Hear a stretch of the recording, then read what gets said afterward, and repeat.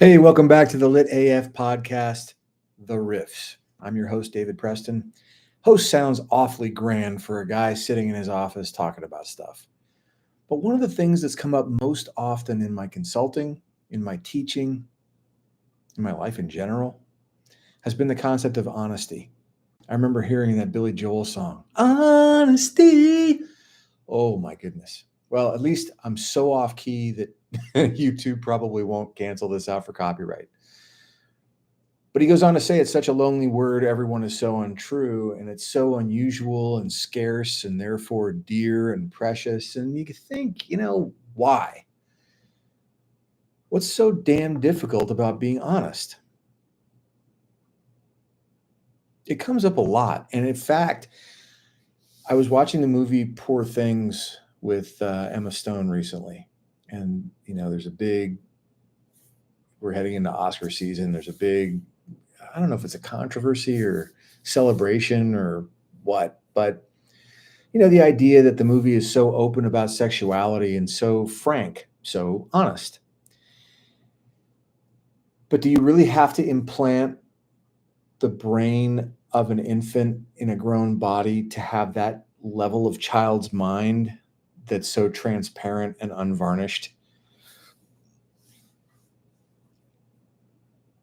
It's not the only depiction in movies of honesty that takes us like way outside the norm just to get to the place where people can talk to each other. Look at Liar Liar with Jim Carrey, right? It's got to be a magical spell, I think, if my memory serves. Of course, he was an attorney in that movie, so I don't know, maybe that makes sense. Or Al Pacino coming in Scent of a Woman in that great finale scene at the private school where he speaks truth to power. There's 1,000 different examples of this.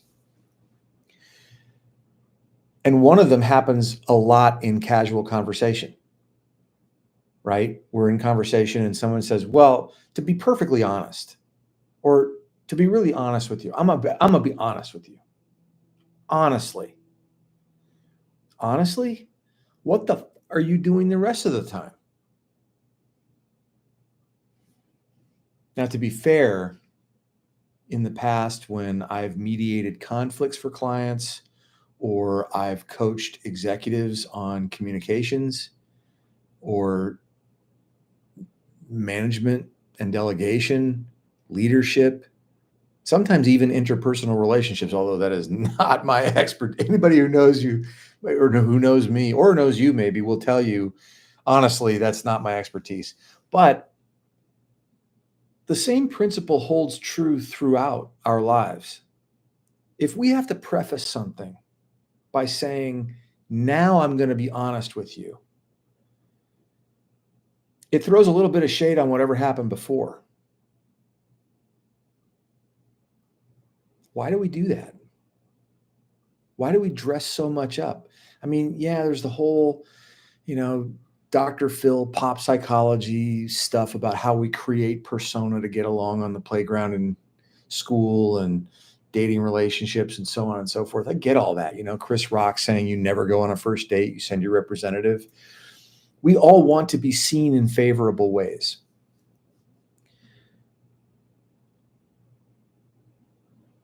But when did honesty become so difficult?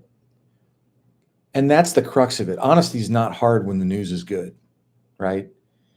Your partner walks into the room and he, she, they says, hey, how do I look in this outfit? And they look fantastic. Honesty is awesome. You don't have any problem being honest in that moment.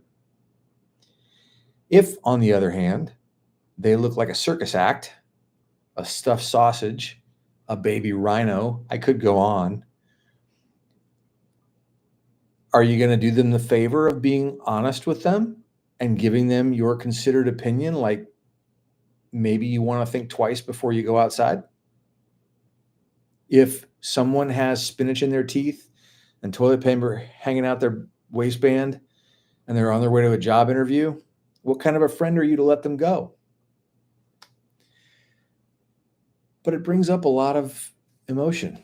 It brings up fear. It brings up the potential for rejection, the potential for tension and conflict and ill will, confusing the message with the messenger. And yet, if we're really going to be honest, that's what friendship takes. That's what intimacy requires. That's what organizational collaboration depends on.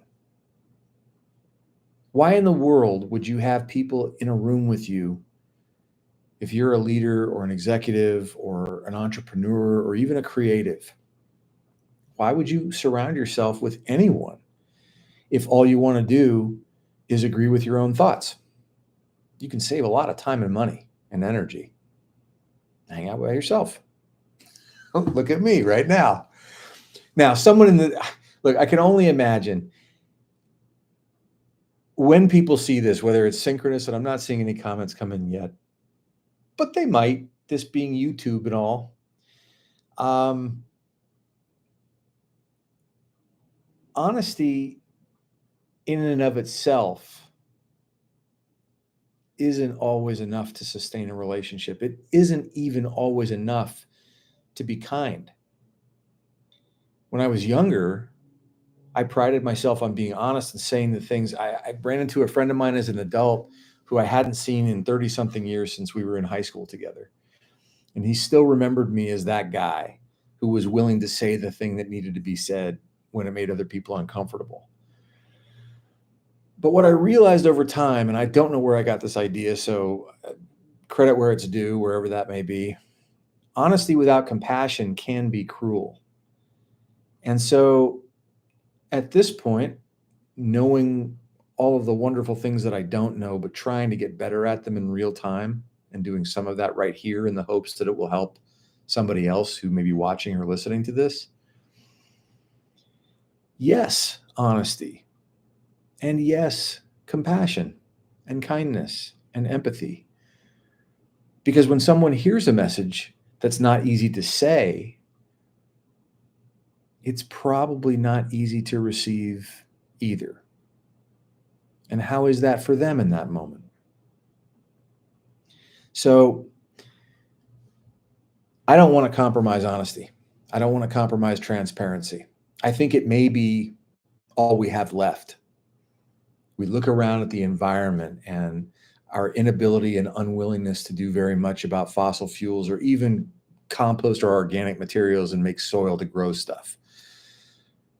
We look around at our politics and oh my goodness, can anyone, anywhere on the political spectrum, just simply agree that there are actual facts in the world and that some ideas are better than others? And that maybe sometimes breaking party lines is the best way to strengthen a party because it makes it more credible, in addition to helping the people who voted it into power in the first place?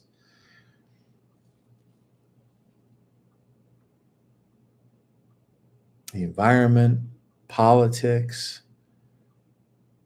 interpersonal relationship. Oh, customer service. There's a beaut. What if companies were honest? Holy moly. I just went online today. There was a company that I had a monthly subscription to. Don't we all? And the email said, your auto pay is coming up, but you can only cancel your account by calling this number. We don't accept email. So I called the number. Well, you got to send an email. I just called this number because you said this. Yes, sir, we know, but this is the process. First you call, then you send the email. Great. Okay, but tomorrow the auto payment, I don't want that to be, well, it's already in process, so that's going to be, wait, what? This is where I think AI actually has a real benefit, because AI can show us precisely what isn't human in the practice of human interpersonal communication. I don't really need a human being at that point, because as soon as, if I let myself get upset, if I use off-color language, well, then I'm going to get lectured by a human being who suddenly wants to be human and have a heart, whereas before they were just going off of a script. At least with AI, I know I can just depend on the script. Speaking of which, AI is also a wonderful way to practice prompt engineering. Now, that's got all sorts of technology implications that I'm not going to go into here yet. But prompt engineering, hugely useful when you want someone to, I don't know, clean the kitchen. Clean the kitchen means different things to different people. I promise you, I had to learn what it means to my wife. And I'm not saying that with any criticism whatsoever. It's with total admiration and honor. She's always done it better than I do. And there were degrees to her care that I just didn't know. And I learned. And I'm better now than I was before. But to fully actualize that potential, to just get the response we want, you got to ask the right questions. It's not just, hey, would you clean the sink? It's, hey, would you use that vinegar spray that I have below the sink? And would you use this particular thing to clean it? And then when you're done with it, would you please put that in the laundry room so that we don't accidentally use it again on a dish or on our hands or whatever? All those little steps, if you talk to an executive, they'll say, oh yeah, I remember that workshop from 30 years ago. Smart delegation, right? Specific, measurable, accountable, reliable, timely, something like that. I started with honesty. I don't want to hear anybody tell me, honestly, actually, basically. Just tell me. This has been a riff. I'm David Preston, your Lit AF host. I hope that you are tuning into the Lit AF podcast in general. We are currently doing Picture of Dorian Gray. I'm also interviewing storytellers, and I'd love to have you with us. And by all means, if you're ever so inclined, do drop me a line. Honestly. Thanks for watching.